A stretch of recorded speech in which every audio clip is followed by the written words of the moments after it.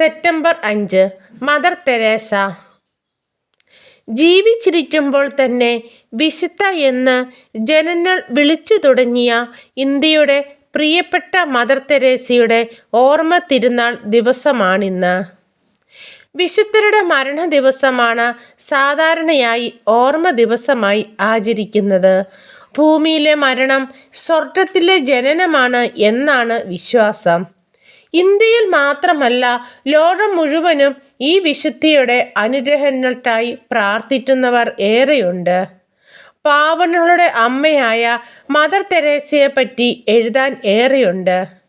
ബിസിനസ്സുകാരനായ അച്ഛൻ്റെ മകളായിരുന്നു ആഗ്നസ് എന്ന mother Teresa. മുൻ യുഗോസ്ലാവിയയിലെ ആഡ്രിയാറ്റിക് കടൽത്തീര പട്ടണമായ സ്ട്രോപ്പിയയിൽ ജനിച്ച ആഗ്നസിന് 9 വയസ്സുള്ളപ്പോൾ അച്ഛൻ മരിച്ചു. ദൈവസ്നേഹത്താൽ നിറച്ച് മകളെ വളർത്തിയ അമ്മയാണ് ആഗ്നസിൻ്റെ ജീവിതത്തിന് വഴികാട്ടിയായത്. എന്നും ദേവാലയത്തിലെത്തി വിശുദ്ധ കുർബാനയിൽ പങ്കെടുക്കാനും പ്രാർത്ഥനയും ഉപവാസവുമായി യേശുവിനെ ഹൃദയത്തിലേറ്റുവാങ്ങി ജീവിക്കാനും ആഗ്നസിന് കഴിഞ്ഞു. വിദ്യാർത്ഥിയായിരിക്കെ തന്നെ മതപഠന ക്ലാസ്സുകളിൽ അധ്യാപകൻ്റെ സഹായിയായ ആഗ്നസ് മികച്ചൊരു മണ്ഡലിൻ വായനക്കാരിയുമായിരുന്നു. 18 വയസ്സായപ്പോൾ തൻ്റെ ജീവിതം യേശുവിന് പൂർണ്ണമായി സമർപ്പിക്കുന്നതിനു വേണ്ടി ആഗ്നസ് സന്യാസ സഭയിൽ ചേരുകയും തെരേസ എന്ന പേര് സ്വീകരിക്കുകയും ചെയ്തു.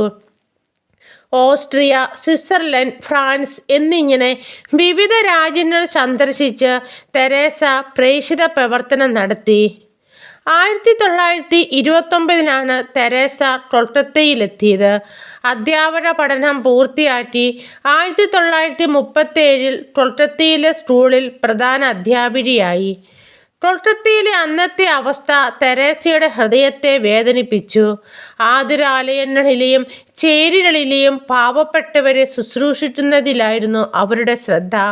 മഹാനഗരത്തിൽ തീവ്രമായ പട്ടിണിയുടെയും ദാരിദ്ര്യത്തിൻ്റെയും രംഗങ്ങൾ കണ്ടപ്പോൾ ഇവരിൽ ഒരാൾക്ക് ചെയ്യുന്നത് എനിക്ക് തന്നെ ചെയ്യുന്നു എന്ന യേശുവിൻ്റെ വചനം തെരേസ ഓർത്തു.